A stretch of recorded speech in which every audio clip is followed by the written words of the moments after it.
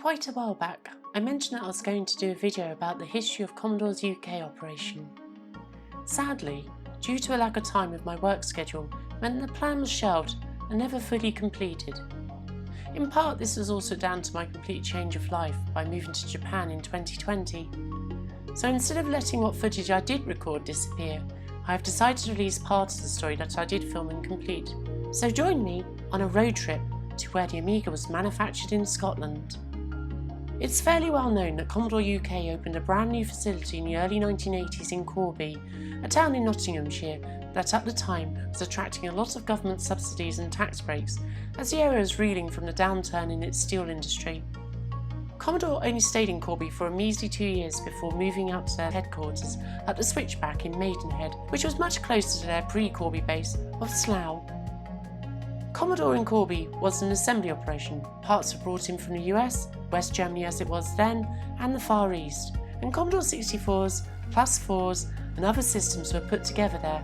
No PCBs or similar were manufactured there, but assembled in Corby they were. This is why some Commodore machines of that era have Made in England on their bottom labels.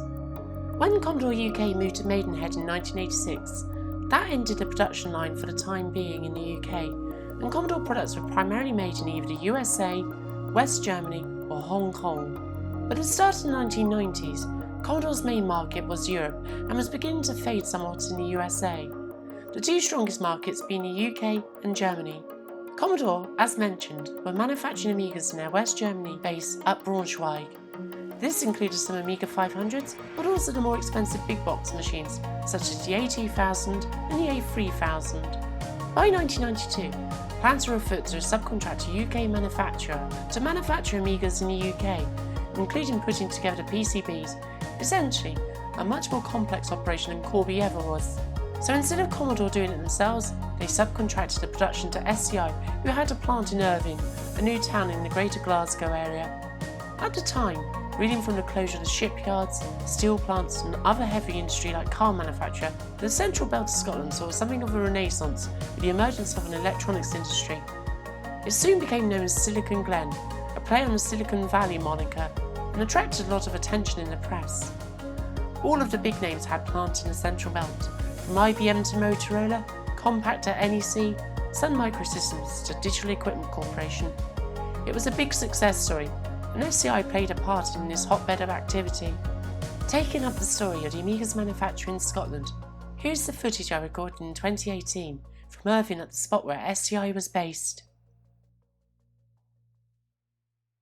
It's often forgotten that for a short while in the early 90s, Commodore UK was very proud to start building Amigas here in the UK. They were built at SCI under contract here in Irvine in Scotland.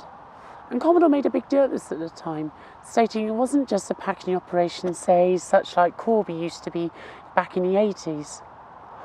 This was a full-blown operation to build Amigas, from putting components onto the motherboards, case mouldings, quality checking and packaging.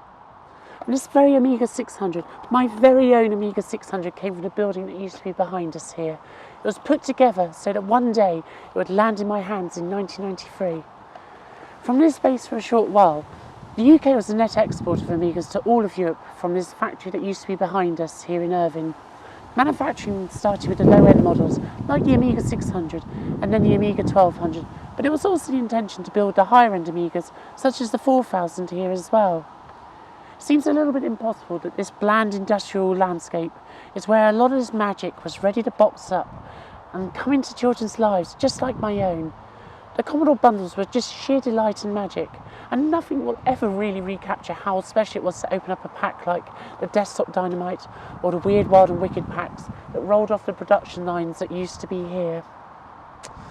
As David Pleasance, former joint managing director of Commodore UK, has stated in recent interviews, he was in the business of creating and selling dreams. This grey industrial landscape may seem an unlikely place for a dream factory, but I personally can't help feel a lot of sentimentality for the places like this. This is a place that gave me the computer that made me the creative I've become. Sure, I was always drawing from a young age, but it was Commodore's Amiga, the Amiga, that gave me my start in digital design. Some of the best things in our lives have come from the most unlikely of places. This quiet place is one of them. There seemed to be a world of potential in opening up an Amiga box for the first time, like opening a sketchbook and seeing a blank page staring back at you. It opened a whole world of possibilities. My A600 in my hands began here, with its components soldered onto the motherboard. It was put into this case. It was packaged up with the potential to open horizons and fulfill dreams. And even today in 2018, some 26 years later, after it came out of the factory that used to be here, it still makes me smile and it still inspires me. Sadly, the manufacturing of Amigas didn't last long here. Not long after the Amiga 600s and Amiga 1200s started running off the lines here in SCI in Irvine, Commodore opened a manufacturing facility in the Philippines and moved all of their Amiga manufacturing to there. It seems rather strange to read Kelly Sumner saying it himself in the middle of 1993. It's more cost-effective to produce Amigas in Scotland than the Far East. Yet by 1993, the switch to the Philippines-based manufacturing plant had happened. Kelly Sumner left as managing director of Commodore UK in early 93, but his words were very wise. It seemed very strange, apart from exploiting cheap labour, to move manufacturing so far away from the crucial European markets where Commodore and the Amiga was at its strongest. Sadly, SCI closed its site in 2002, and a lot of it lay dormant for many years, and now it's been demolished. It seems that perhaps this dream factory has finally entered a state of permanent slumber.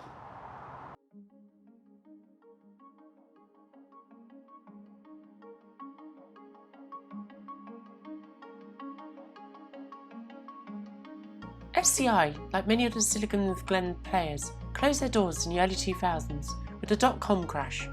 The IBM, Motorola, NEC, Compaq and many other plants also closed. As you can see, the complex has been almost entirely demolished, though a part of it still remains, but under different ownership. In fact, as this was recorded in September of 2018, the chances are that this area has changed even more since then. A lot of new housing was being built on what appeared to be a very underutilised industrial zone of the Irvine new town. So, if you have an Amiga 600 or 1200 and underneath it says Made in the UK, it really was. Had SCI continued to make Amigas, there's also a fair chance that CD32 would have been made here as well. Later Amigas came from the Philippines plant in Cavite, and the last Amiga 1200s from Amiga Technologies were manufactured at Selectron in Bordeaux, France. Petro Tishenko, former president of Amiga Technologies, stated in a press conference in 1995 that originally it was planned to produce Amigas in the United Kingdom because there were people there that had great experience with Amiga production. It is likely that this is a reference to SCI and not Escom's Prestwick plant, as they would not have had the aforementioned experience. And so ends the story of the Amiga's short production run in Scotland. I hope you found this interesting, and I guess that all remains for me to say. See you soon. Peace.